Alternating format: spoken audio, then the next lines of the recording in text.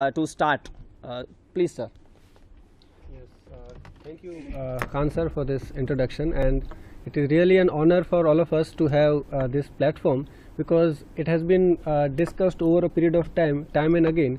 The only problem is that it is either overestimated or underestimated. So maybe it is for the first time that we have come to a platform to discuss the specific problems that we face in GTU and technical education, and what are the possible remedies. And maybe I think it is for the first time that we are taking part in a discussion where the actual people, those who are working at the ground root reality, are here to face. So what they have been doing is they're discussing the problems. So what I would do is I just list out and point out some of the problems that are obviously faced by most of the practitioner of communication.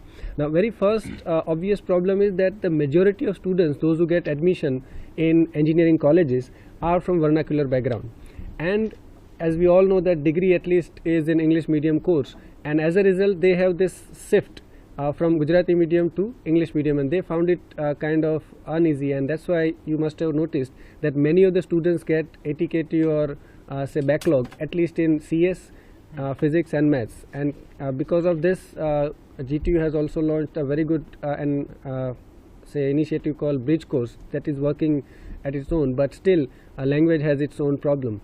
That is the very first issue that we are facing. Second issue is in terms of an environment, because see, any language cannot be learnt in isolation.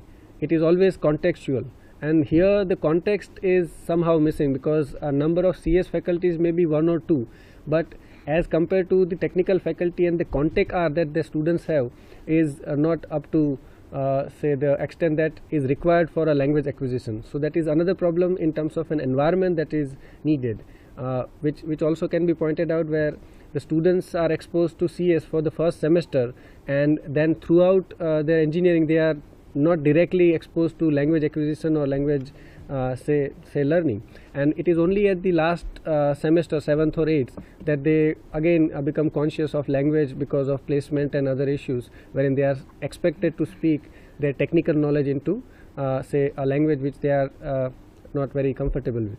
So these are the couple of issues that are the one that start all the way back to their high schooling, wherein English say was not either taken too seriously or taken too lightly, and both create equally disastrous results. So these are some of the problems that we see, and I'm sure that some of us would come up with some kind of remedies that we all have practiced, and I believe that it would be of a great help to all of us as a CS fraternity. Thank you so much, sir.